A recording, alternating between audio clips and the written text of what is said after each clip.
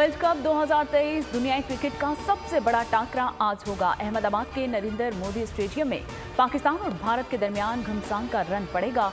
1,32,000 शायकीन के सामने दोनों टीम्स का बड़ा इम्तिहान होगा। मैच पाकिस्तानी वक्त के मुताबिक दोपहर 1:30 बजे खेला जाएगा। ग्रीन शर्ट्स तारीख बदलने का अज़्म लेकर मैदान में उतरेंगी। मुकाबले की तैयारी के लिए कौमी टीम ने जमकर प्रैक्टिस की है। पाकिस्तान का टीम में कोई तब्दीली न करने का फैसला। अब्दुल्ला शफीक और इमामुल हक ओपनिंग करेंगे। बाबर आजम, मोहम्मद रिजवान, सऊद शकील और शादाब खान भी टीम का हिस्सा है। मैच से कबल खुसूसी तकरीब भी होगी। फिल्मी स्टार्स शिरकत करेंगे। मौसीकी का भी तड़का लगेगा। अरिजीत सिंह और आवाज का जादू जगाएंगे। बाबर आजम भारत के खिलाफ मैच के लिए पुरएतमाद और पुरजोश हैं। जानते हैं कि पूरा स्टेडियम भारत की टीम को सपोर्ट करेगा। किंग बाबर आजम ने नाकदीन को वाज़ेह पैगाम दे दिया। कहा किसी तरह का कोई दबाव नहीं, पहले भी बड़े क्राउड के सामने क्रिकेट खेली है। मैच में टॉस अहम होगा। एक सवाल पर बोले, अल्लाह ने जितना मेरे लिए लिखा होगा उतना ही मिलेगा। एक मैच में जीत की वजह से कप्तानी मिली और ना ही एक मुकाबला हारने के बायस क़यादत हाथ से जाएगी, इसका मुझे यकीन है। रोहित शर्मा ने कहा, पाकिस्तान एक क्वालिटी टीम है, मुकाबला बराबरी का होगा, गलती की गुंजाइश नहीं। विराट बोले, पाकिस्तान के खिलाफ चैलेंज होता है। शाहीन शाह ने कहा, हरीफ टीम को होम ग्राउंड पर हराने का मजा ही अलग है। हसन बोले, वर्ल्ड कप में सबसे बड़ा हदफ हासिल करने के बाद कौमी टीम का मोराल बुलंद है। कोशिश है मेगा इवेंट में कौम को मायूस ना करूं।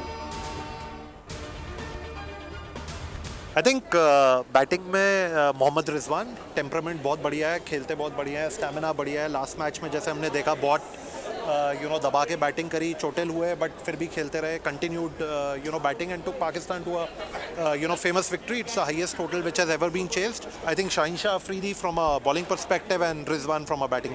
क्रिकेट की दुनिया का सबसे बड़ा मुकाबला। शायकीन क्रिकेट का जोश और जज्बा उरूज पर। असाब के जंग के लिए करोड़ों शायकीन मुंतसिर। बाबर आजम, अब्दुल्ला शफीक, मोहम्मद रिजवान भारत बॉलर्स के छक्के छुड़ाएंगे। शाहीन शाह आफरीदी, मोहम्मद हारिस, हसन अली भी इंडियंस को छुट्टी का दूध याद दिलाएंगे।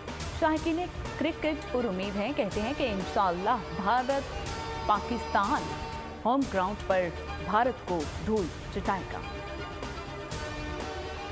नामवर भारतीय फिल्मी शख्सियात भी पाक भारत क्रिकेट के सहर में मुब्तला। बॉलीवुड के शहंशाह अमिताभ बच्चन ने कहा कि सरहद के दोनों जानिब फैंस हैं, लेकिन आज होने वाले मैच में एक भारतीय होने के नाते ख्वाहिश होगी कि उनकी टीम ही जीते। कटरीना कैफ के मुताबिक वो ये मैच अपनी फैमिली और फ्रेंड्स के साथ देखेंगी।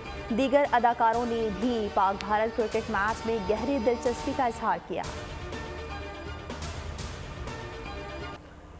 क्रिकेट वर्ल्ड कप न्यूजीलैंड ने बांग्लादेश को 8 विकेटों से हरा दिया। बांग्लादेश ने पहले बैटिंग करते हुए 245 रन बनाए। महमूदुल्लाह ने 41 और कप्तान शकीबुल हसन ने 40 रन बनाए।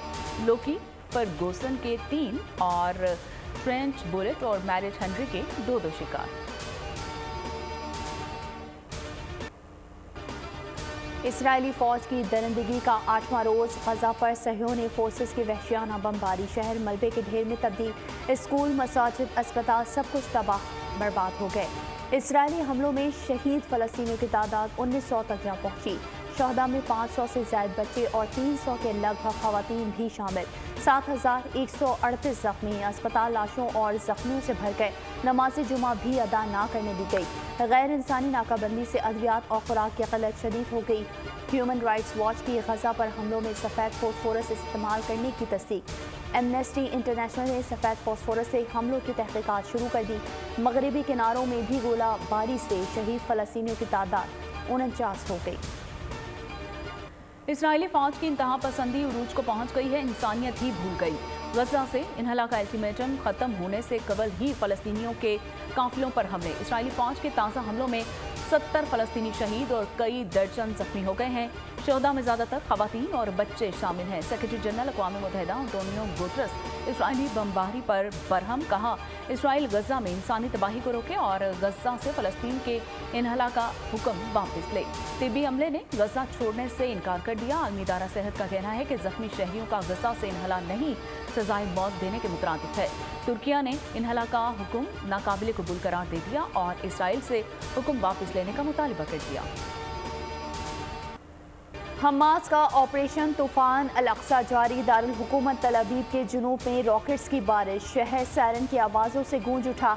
हमास ने अस्कलान पर भी रॉकेट बरसाए। हमास के जंगजू अस्कलान में दाखिल। हमास के हमलों में 247 फौजियों समेत 1300 इसराइली हलाक हो चुके, 3200 जख्मी हैं। हमलों में 27 अमरीकी और 17 बरतानवी शहरी भी मारे गए। हमास की इसराइली फौज को ज़मीनी हमलों से बाज रहने की वार्निंग। तर्जुमान ने कहा, ज़मीनी हमला किया तो इसराइली फौज को नेस्तो नाबूद कर देंगे। हमास ने 13 इसराइली यरगमालियों की हलाकत की भी तस्दीक कर दी। तर्जुमान के मुताबिक यरगमाली अफराद इसराइली हमलों में मारे गए।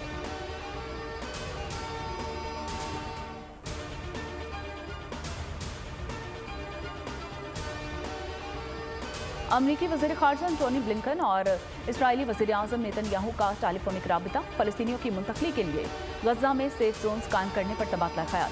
अमेरिका की एक बार फिर इसराइल को मुकम्मल हिमायत की यकीन दहानी। अमरीकी वज़ीर दिफा जनरल लॉयड ऑस्टिन और यूरोपीय यूनियन की सरबराह अर्सुला वैन डेर लाइन और यूरोपीय पार्लियामेंट की सदर रॉबर्टा इसराइल से यकजहती के लिए तल अवीव पहुँच गई हैं और जर्मन वज़ीर ख़ारजा भी इसराइली हुकाम से मिलने पहुंच गए हैं।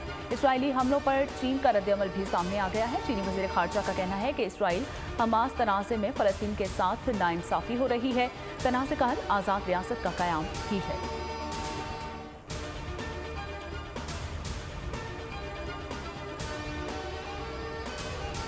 मज़लूम फ़लस्तीनियों के हक़ में दुनिया भर में मुज़ाहरे। उर्दून में हज़ारों अफराद का इसराइली सरहद की जानिब मार्च। उर्दून की सिक्योरिटी फोर्सेस ने मुजाहिरीन को रोकने के लिए चैलेंज कर दी।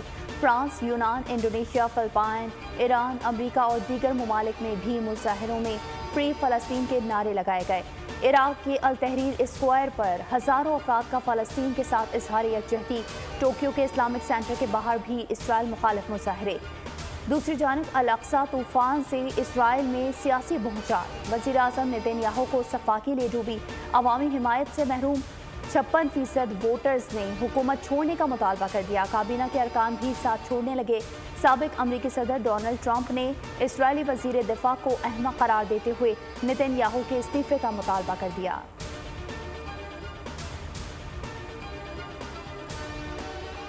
फ़लस्तीनियों पर इसराइली जारियत के खिलाफ मुल्क भर में एहतजाज। नमाज जुमा के बाद मुजाहरे।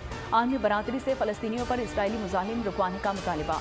मौलाना फजल रहमान ने कहा कि इसराइल अरब ज़मीन पर नासूर बन चुका है और इंसानी हुकूक के अलंबरदार ममालिक भेड़ियों की शक्ल इख्तियार किए हुए हैं। सिराजुल हक ने कहा कि मसला फ़लस्तीन ईमान और इस्लाम का मामला है। मस्जिद अक्सा हमारा ईमान है। कराची में फ़लस्तीन मिलियन मार्च से खिताब में अमीर जमात इस्लामी हाफिज़ नईम उर रहमान ने कहा कि इसराइल को किसी सूरत कबूल नहीं करेंगे। मुजाहिदीन को सलाम पेश करते हैं। हाफिज़ नईम उर रहमान का 15 अक्टूबर को शारह फैसल पर बड़े मुजाहरे का ऐलान।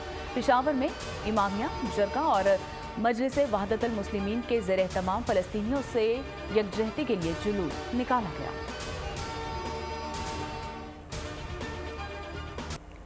नवाज शरीफ की वतन वापसी के हतमी प्लान का ऐलान। साबिक़ वज़ीर आज़म सऊदी अरब में क़याम के दौरान शाही ख़ानदान समेत अहम शख्सियात से मुलाकातें करेंगे। उम्मीद पाकिस्तान तैयारे में यूएई से सुबह 8:30 बजे पाकिस्तान के लिए उड़ान भरेंगे। तैयारा 21 अक्टूबर को लाहौर एयरपोर्ट पर लैंड करेगा। खुसूसी परवाज़ में 152 अफराद सवार होंगे।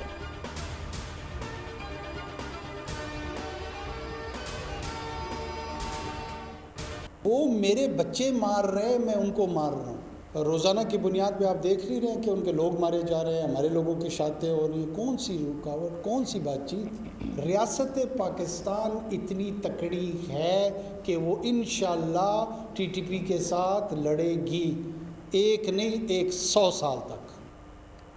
नवाज शरीफ की वापसी पर कानून के मुताबिक सलूक होगा और मुल्क की बेहतरी के लिए ज़ाती मुफादात को पसे पुश्त डालना होगा। शोहदा की कुर्बानियों को फरामोश नहीं कर सकते। निगरान वज़ीर आज़म अनवारुल हक काकड़ की गवर्नर हाउस पेशावर में बातचीत। कहा, अफगान महाजरीन को नहीं निकाल रहे, गैर कानूनी तरीके से आने वालों को वापस भेजा जा रहा है। कालादम टीटीपी से किसी किस्म के मुज़ाकरात नहीं होंगे। केपी के मसाइल के हल के लिए हर मुमकिन ताउन करेंगे।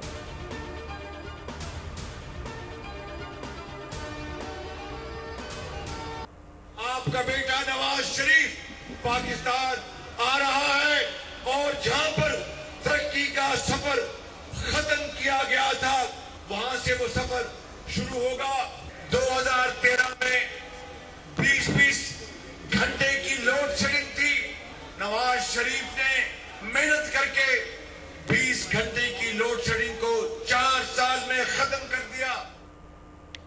नवाज शरीफ वापस आएंगे तो आटा बिजली सस्ती होगी। मेरा लीडर नवाज शरीफ है। हमने 16 माह में रियासत बचाई, सियासत गई तो कोई बात नहीं। शहबाज शरीफ का शेखुपुरा में नून लीग के जलसे से खिताब। कहा नवाज शरीफ 21 अक्टूबर को आ रहे हैं। तरक्की का सफ़र 2017 से ही शुरू किया जाएगा। शहबाज शरीफ ने कहा फ़लस्तीन के मुसलमानों पर इसराइल मज़ालिम ढा रहा है। फ़लस्तीनियों और कश्मीरियों को उनका हक मिलना चाहिए।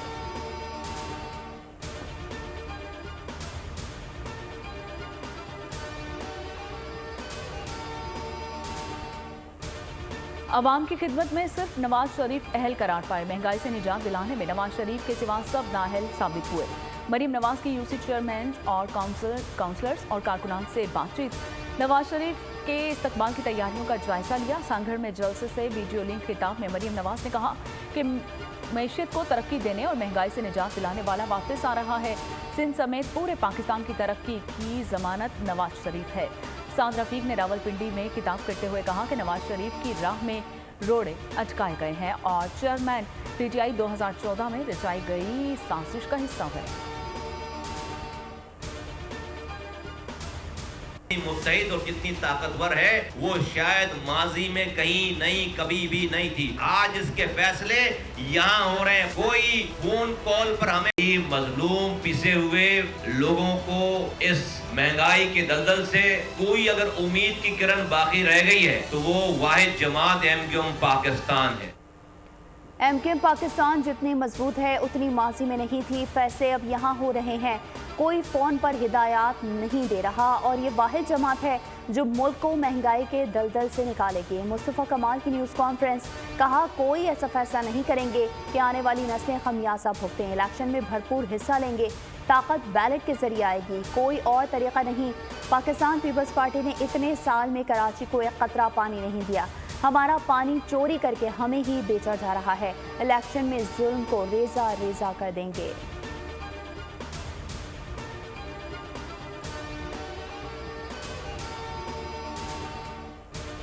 गैर कानूनी तौर पर मुकीम अफराद को पाकिस्तान से जाना पड़ेगा। मोहलत खत्म होने पर स्मगलर्स और लॉन्चों को समंदर में गर्क कर देंगे। बलूचिस्तान के निगरान वज़ीर इत्तलात जान अचकज़ई कहते हैं कि जब से आर्मी चीफ ने माफिया को लगाम डाली तो $57 सस्ता हुआ।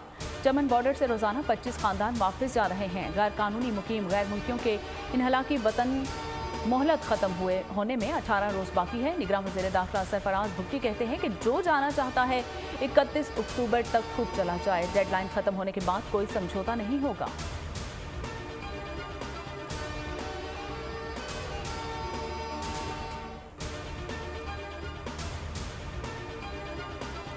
सिंध में गैर कानूनी मुकीम गैर मुल्कियों के खिलाफ इक़दाम तेज़। निगरान वज़ीर आला सिंध जस्टिस मकबूल बाकर की कॉम्बिंग ऑपरेशन की हिदायत।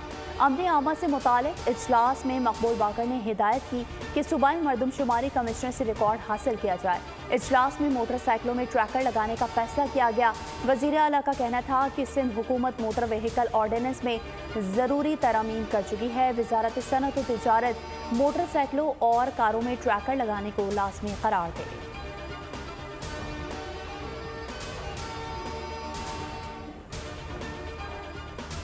आर्मी के 4 बड़े ऑफिसर्स की नैब में तैनाती कर दी गई है। Brigadier Mohammad Khalid director NAB तैनात कर दिए गए हैं। Lieutenant colonel Nadeem Muzaffar additional director NAB बन गए हैं। मेजर वलीद खालिद को डिप्टी डायरेक्टर नैब तैनात कर दिया गया है, जबकि major Qais Kamran Syed deputy director NAB तैनात कर दिए गए हैं। हुकूमत ने बाज़ाब्ता नोटिफिकेशन जारी कर दिया।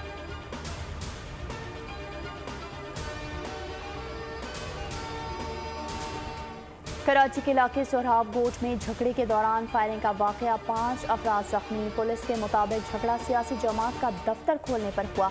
जख्मियों में एक की हालत तशवीशनाक। उधर लियारी चाकीवाड़ा मिर्जा आदम खान रोड के करीब पुलिस मुकाबला हुआ। डाकू जख्मी हालत में गिरफ्तार। नेशनल हाईवे पर भी पुलिस ने मुकाबले के बाद 3 मोटरसाइकिल लिफ्टर्स को गिरफ्तार कर लिया। सऊदाबाद में पुलिस ने 2 डाकुओं को जख्मी हालत में धर लिया।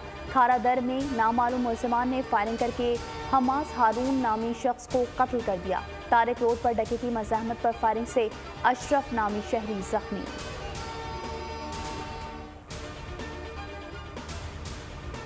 मुल्क में सर्दी की आमद, आज से मगरबी सिस्टम की एंट्री। बालाई और बस्ती इलाकों में यख बस्ता हवाएं चलेंगी। इस्लामाबाद, मरी, गलियात और लाहौर सियालकोट में बारिश और यालाबारी मुतवक्के है। चित्रान, दीर, सवात, मालाकंड, शांगला, बुनीर, मानसहरा में बारिश मुतवक्के है। एबटाबाद, मर्दान और शहरों और डेरा इस्माइल खान में भी बादल जमकर बरसेंगे। महकमा मौसमियात के मुताबिक सिलसिला 17 अक्टूबर तक बरकरार रहेगा।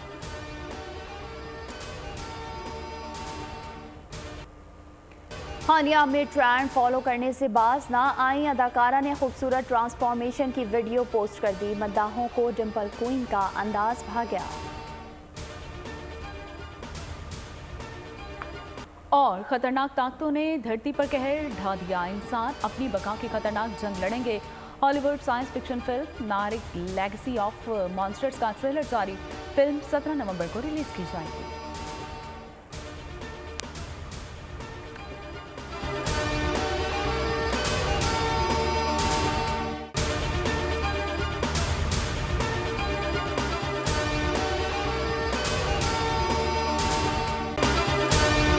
अगर आपको ये वीडियो पसंद आई है तो हमारे चैनल को सब्सक्राइब कीजिए और बेल आइकन को प्रेस कीजिए। सब्सक्राइब करें और बेल दबाएं ताकि कोई खबर रह न जाए।